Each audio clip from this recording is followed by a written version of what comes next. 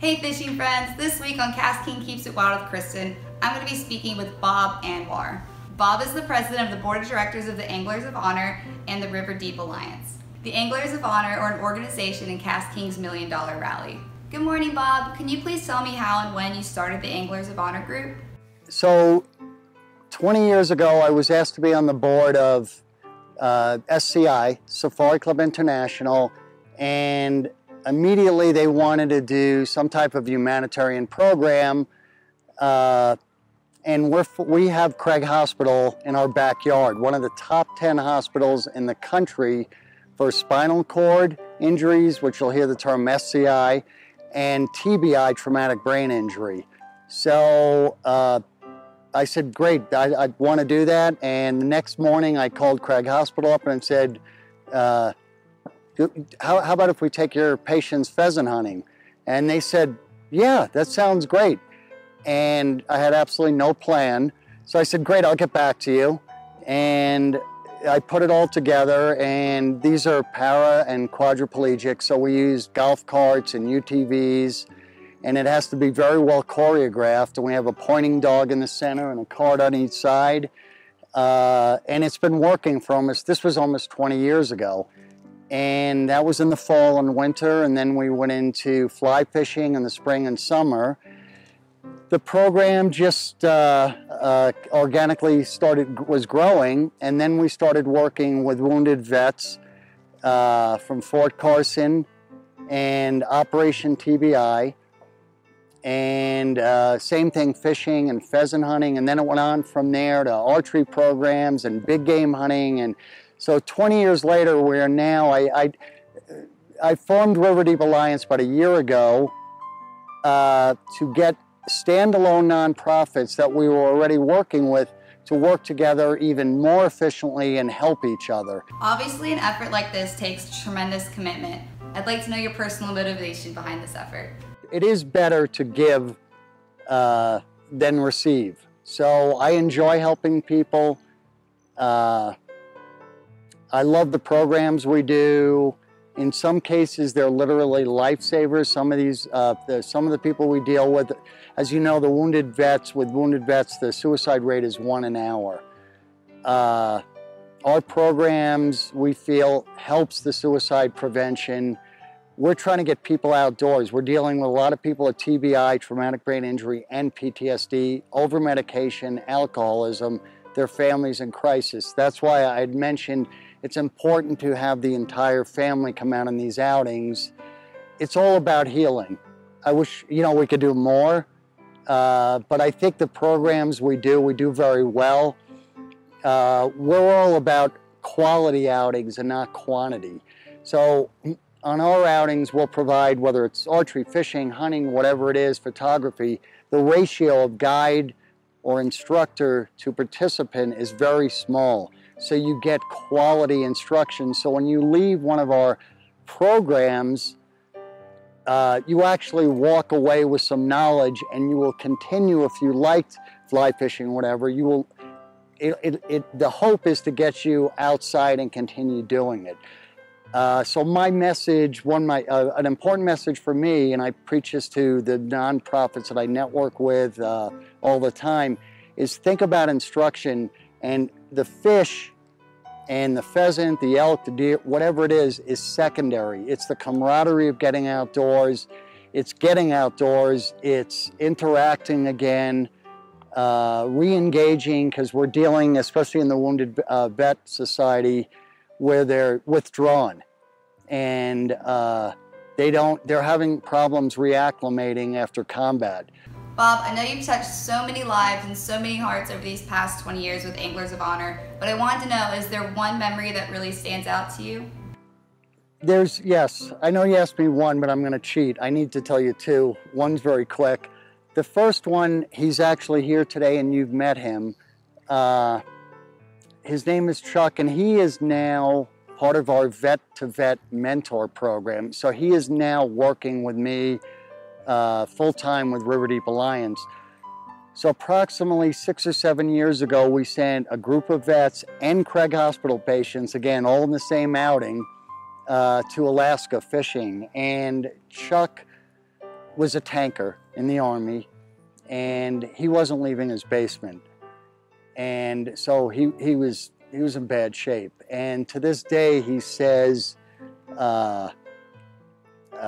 we saved his life by sending him to Alaska and getting him outdoors. He again, it helped him rejoin, acclimate back into society, whatever word or term you want to use.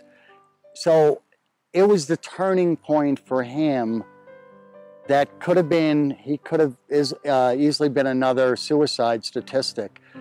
So he's here today. Now he's working with me all year round doing all these outings. So that's one. The other one is very simple. I think it was last year or 2 years ago at Colorado Youth Outdoors. It's in Windsor. As I've mentioned previously, we're a big believer in family outings. So we have family fishing and archery outings. We have 70 to 100 people. That's vets, Craig Hospital patients, kids, everything. It's on a private, safe area, which is another component that is very extremely critical.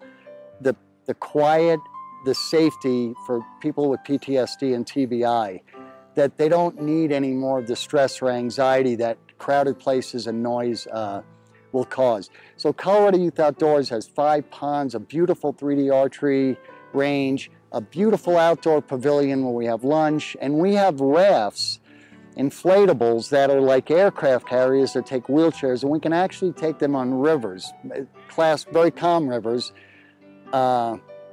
So we had a raft in one of the ponds last year, and there was somebody rowing, and I think 2 wheelchair patients, and I happened to be on the dock when they were coming back in, and I remember the girl waving to me. She was in her probably teens, and I remember her saying, I never thought I'd be able to do this.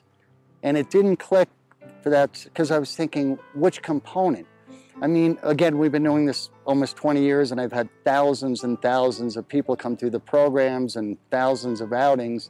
She just meant just being in a raft, in a pond, which most of us, including me, take for granted, that very few people would ever think, yeah, great, I'm gonna go on a pond, or I'm gonna go on a lake, or I'm gonna go sailing or boating. The smile on her face, I actually have her picture on the raft as my screensaver on the computer. That always stuck with me. That's such a simple little thing that most of us take for granted. I think we're all guilty of taking things like that for granted. Those are amazing memories. At the end of each event, each veteran participant will leave with their very own Anglers of Honor combo, which will contain a fly fishing rod so they can continue fishing for the rest of their lives. Can you relate to me what this really means to these important heroes? So we had a group of wounded vets out here at Lincoln Hills today, part of our Anglers of Honor program. Half were from Fort Carson WTB, which stands for Warrior Transition Battalion, means you've been hurt in combat. And Operation TBI stands for Traumatic Brain Injury. These are all combat vets. So a big part of all of our programs, fly fishing, archery, what have you, is the instruction. So, and the ratio, again, of guides to participants, in this case, the vets. So today, I think almost everybody was a first-time fly fisherman. So we're teaching them how to fly fish, and they're out there catching fish in the river and the ponds. And then we come back up to the deck, and we're all together, probably 40 of us, with the guides and volunteers and vets and Craig Hospital patients. And we have a presentation, and we hand each vet an Anglers of Honor, if you can see that, rod, with backer and line and leader and this beautiful case. And it's a 9-foot 5-weight rod. For fly fishermen, they know what that means. What it means if you don't fly fish is you can use this anywhere in the Western United States. So this, to me, it's a fly rod. It brings tears to their eyes in some cases, but even for me personally, this is a tool. This is a healing tool, because now I tell them, get out of your house. You know, we actually give them flies and a little starter kit. And even if it's in your backyard or a ball field or a park near you, and you take a piece of yarn and that's how you practice casting, it's a vehicle, a tool to help you get out of the house any day. You don't have to be on the water. So it gets you out of the house and you continue doing it and you learn how to become a better fly fisherman. And then you get out on the streams and the rivers and the ponds and the lakes and you enjoy yourself. So yeah, you have to see the faces and the expressions and the gratitude of the vets that we hand this to, and our gratitude to them for the service to our country. So this is just a small token of what our thank you, but it's a large, again, tool to help the healing process.